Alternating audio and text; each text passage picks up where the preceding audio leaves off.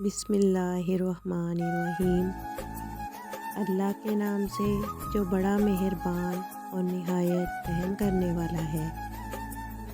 زیادہ تر لوگوں کے ساتھ مسئلہ یہ ہے کہ وہ اپنے دماغ کی بجائے اپنی امیدوں کو یا خواہشات کے ساتھ سوچتے ہیں۔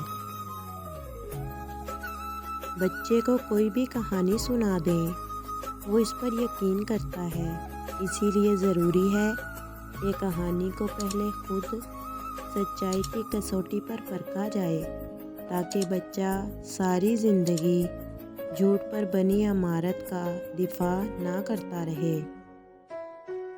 خدا پرندوں سے محبت کرتا تھا تو اس نے ان کے لیے درخت تخلیق کیے۔ انسانوں نے پرندوں سے محبت کی تو ان کے لیے پنجرے بنائے۔ وہ لوگ جنہوں نے سردی صرف کھڑکیوں سے دیکھی ہو اور غربت صرف کتابوں میں پڑھی ہو، وہ عام آدمی کی قیادت نہیں کر سکتے۔ جوں جوں دکانیں اور ہوٹل لوازمات سے بھرتے جا رہے ہیں، سڑکوں پر ننگوں اور بھوکوں کی تعداد بڑھتی جا رہی ہے۔ اپنی توانائی دوسروں کو وضاحتیں دینے میں ہرگز ضائع نہ کریں، کیونکہ لوگ وہی سننا پسند کرتے ہیں جو ان کی سماعتوں کو اچھا لگے۔ پیسہ محبت نہیں خرید سکتا، لیکن یہ آپ کی سودے بازی کی پوزیشن بہتر کر دیتا ہے۔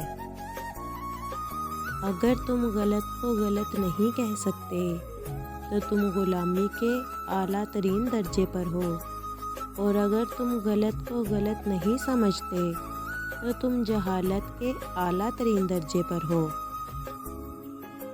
جذبات کو قسطوں میں تقسیم کریں، کیونکہ جب آپ کثرت سے نچھاور کرتے ہیں تو لوگ اکتا جاتے ہیں۔ نہ تو گلاس ایک قطرے سے بھر جاتا ہے، نہ ہی انسان ایک لفظ سے ناراض ہوتا ہے۔ اصل کہانی کے پیچھے ڈھیر ساری کہانیاں ہوتی ہیں۔ محبت یہ تو نہیں کہ ایک دوسرے کو ذہنی مریض بنا دیا جائے۔ محبت تو ایک دوسرے کی تھکاوٹیں سمیٹ لینے کا نام ہے۔ زیادہ تر لوگ واقعی آزادی نہیں چاہتے، کیونکہ آزادی میں ذمہ داری شامل ہوتی ہے، اور زیادہ تر لوگ ذمہ داری سے خوف زدہ ہوتے ہیں۔ ہر وہ شخص جو آپ کو گلے لگاتا ہے دراصل آپ سے محبت نہیں کرتا۔ جب کلہاڑا جنگل میں داخل ہوتا ہے تو درخت آپس میں سرگوشیاں کرتے ہیں کہ دیکھو اس کا دستہ ہم میں سے ہی ہے۔ دوری کوئی مسئلہ نہیں، مسئلہ انسانوں کا ہے، کیونکہ ہم چھوئے، دیکھے یا سنے بغیر محبت کرنا نہیں جانتے، اور محبت جسم سے نہیں دل سے محسوس کی جاتی ہے۔ اگر قیدیوں کو اپنے ووٹ سے اپنا جیلر منتخب کر لینے کا اختیار مل جائے تو اس سے وہ آزاد نہیں ہو جاتے۔ شاید ہر مرد کے اندر یہ آرزو ہوتی ہے کہ وہ عورت کو اس کی پٹری سے اتارے اور اپنے راستے پر لے چلے۔ ایک نسل کی جہالت دوسری نسل کی روایت، پھر تیسری نسل کا عقیدہ بن جاتی ہے۔